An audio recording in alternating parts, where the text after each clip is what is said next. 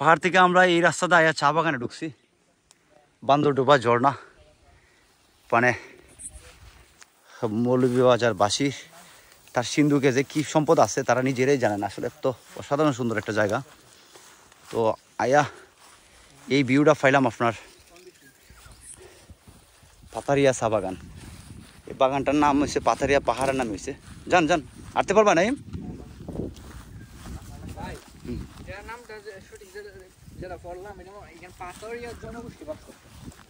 পাতারিয়ার ইতিহাস আছে, এটা পাতারিয়া জনগোষ্ঠী না, এটার একটা বিশাল ইতিহাস। এটা হলো তোমার কোনো না, এটা একটা লোকগাথা, মানে একটা স্থানীয়ভাবে এটা প্রচলিত। কিন্তু এই পাহাড়টার নাম হলো পাতারিয়া।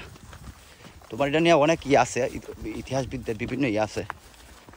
আর বিভিন্ন অঞ্চলে বিভিন্ন প্রবাদ থাকে না, একটা প্রচলন, কিছু কথাবার্তা থাকে না, ওইটা কয় আর কি। তো এটা আসলে কোনো বৈজ্ঞানিক নাই।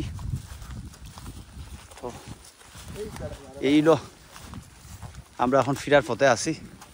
চা বাগানটা অনেক সুন্দর, আর ঝর্ণাটা কি কইতাম, ঝর্ণাটা শুধু আপনারা দেখবেন। কিন্তু কত হলো ওই জায়গা থেকে একটা যাওয়ার পথে ঠিক ঝর্ণার মনে হয় 10 ফিট আগে, নামার আগে একটা সাপ দেখে আমার আসলে সাহসটা কমে গেছে।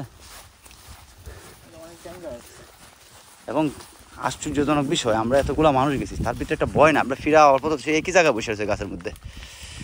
খুব সম্ভবত এটা গুকরা।